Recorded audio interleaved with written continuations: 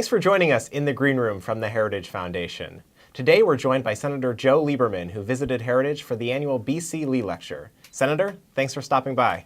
Pleasure to be here. Thank you. Now, one debate we've been having here in Washington, focusing our attention on, is the sale of arms to Taiwan, specifically F-16s. Right. What's your position on that? Well, I believe that we not only should sell the F-16s to Taiwan, that we are actually obligated by American law, by the Taiwan Relations Act, to provide equipment to the Taiwanese, which they pay for, to defend themselves, presumably against the People's Liberation Army of China. And we've given them a kind of upgraded older planes. That's the current offer. They appreciate that. That's good. But the truth is that the planes that they're flying now are way out of where they should be. And I know we turned them down for the sale of the F-16s because, I presume, of sensitivity toward China. But I think our relations with China are only going to improve when we show that we're honest with them, that we want to have good relations, that we don't want conflict, but we're not going to let bullying from China lead us, the United States, which is the world's superpower, to pull back from what we're otherwise obligated by our law to do. And in this case, it's to sell F-16s to Taiwan. Do you think that there's an opportunity to have more free trade agreements like we just saw with South Korea, perhaps with Taiwan? You mentioned Japan in your speech. I do. What I wanted to talk about today was not just the importance of the American military staying in the Asia Pacific and working on better relations with our traditional allies like Japan, South Korea, Australia, but also developing new cooperative military relationships with new important allies like Vietnam and Indonesia. But that we also need a kind of continuing economic offensive, which will be good for the people of the U.S. because of the business we do with Asia, and good for the people there.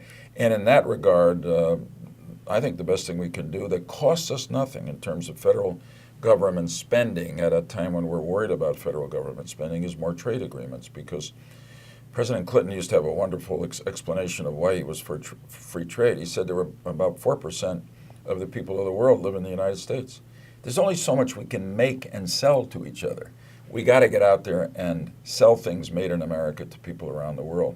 Now, Afghanistan. There was a report in Washington this week that the Pentagon is considering a drawdown, coming up with plans. Are you concerned that the United States may pull out our forces too quickly? Yeah, I am. I am, both in the short term and the slightly midterm. By that I mean I've been opposed since the president announced it to the drawdown of the surge forces he wisely and courageously committed to Afghanistan sooner than I think he should. He's got them on a schedule now to be all out, 30,000 plus, 34,000 by next September. But I think the least we should do is keep them there through the next fighting season, which ends later in the year as the winter approaches in Afghanistan.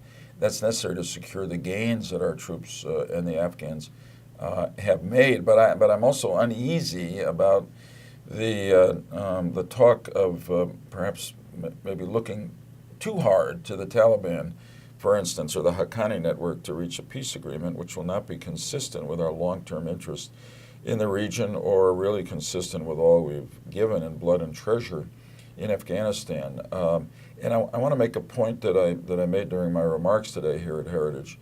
Afghanistan seems a long way from the Asia Pacific. It's not really geographically, but it's in a different region.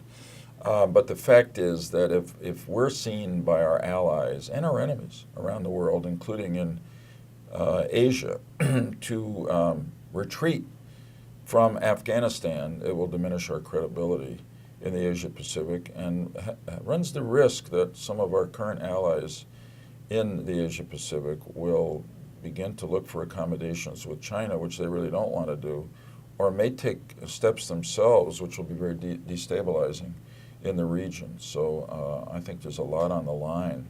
A related military question: you were asked upstairs about the Super Committee. Yeah. They're set to release their recommendations later this month. How concerned are you about cuts to our military?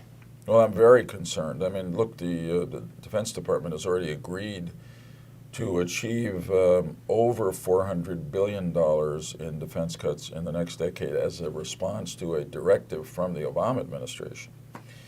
If the super committee fails and the cuts that automatically go into effect as part of the law that was just adopted during the summer, that could require as much as an additional $500 or $600 billion in cuts. Secretary of Defense Panetta has said that would be devastating. I mean, we would have failed to uphold our constitutional responsibility to provide for the common defense of the people of the United States.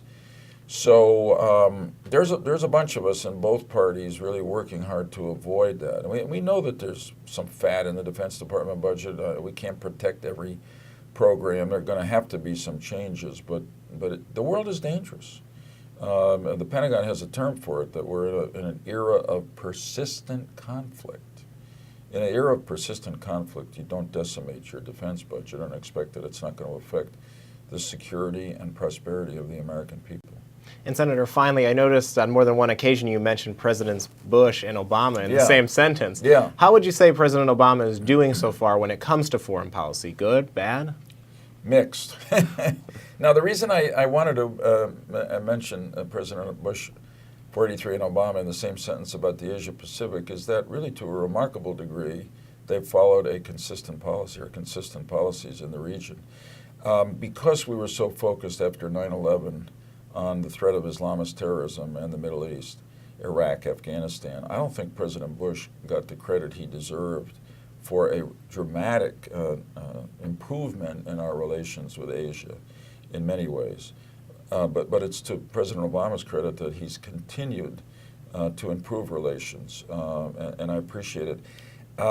So I would say, in terms of foreign policy in the Asia Pacific, that's been good. In some other areas, such as the drawdown plans in Iraq and Afghanistan, I'm troubled a lot. Senator Lieberman, thank you for visiting the Heritage Foundation. Thank you. Great to be with you. For Heritage, I'm Rob Bluey.